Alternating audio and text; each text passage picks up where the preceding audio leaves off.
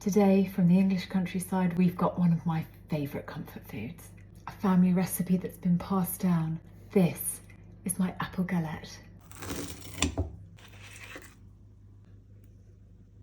It's easy, warming, and perfect for beginners. Yes, we're even making our own pastry. Let's get started.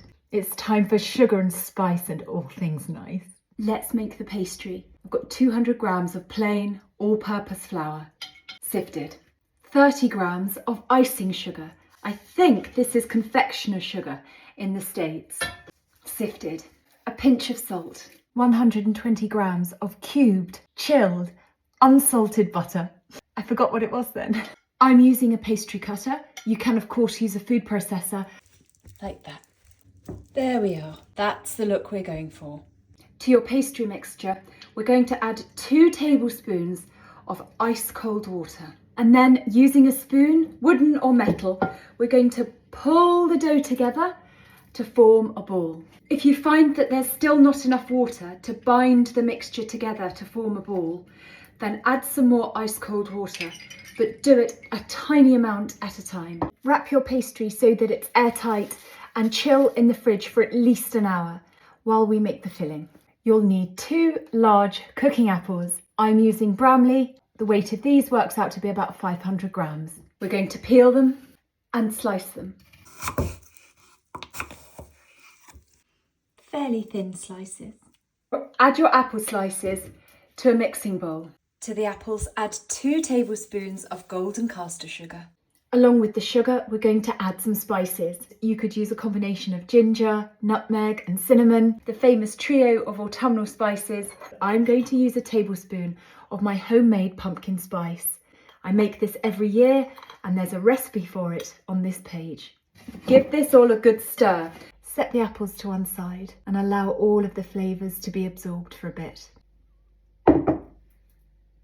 When the dough has been chilling in the fridge for at least an hour, take it out, pop it onto a lined baking tray. You may need a little bit of flour for this. Roll your pastry dough out until you have roughly a round shape. There we are, it's very roughly rolled out. I'm now going to place the apple slices into the middle of the pastry. You could dump the entire bowl into the middle, but I might make a little pattern, just because I'm sad like that. Once the apples are in place, spoon the juice with all of the spices and the sugar over the top of the apples. Once the apples and the juice are in place, I'm going to lift the pastry, pull it around the edges of the apples.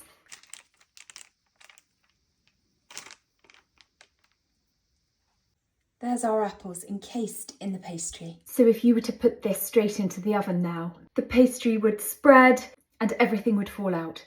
So this has to go back into the fridge to refrigerate and chill for at least another hour. Once the galette has been in the fridge for about an hour and has completely chilled, you want to turn your oven on and heat it to 180 degrees C. While your oven is heating up, whisk 1 egg into a little bowl. As soon as your oven is up to temperature, take the galette out of the fridge. We're going to douse the outside of the pastry with the egg, then go in with the sugar. Don't scrimp on the sugar. We want a gorgeous, crunchy, sugary pastry. After 30 minutes baking in the oven, I've dusted the top with some icing sugar.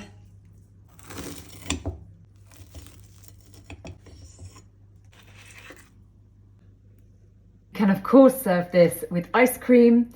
I prefer double cream, but whatever you serve it with, make sure you take a moment to enjoy it.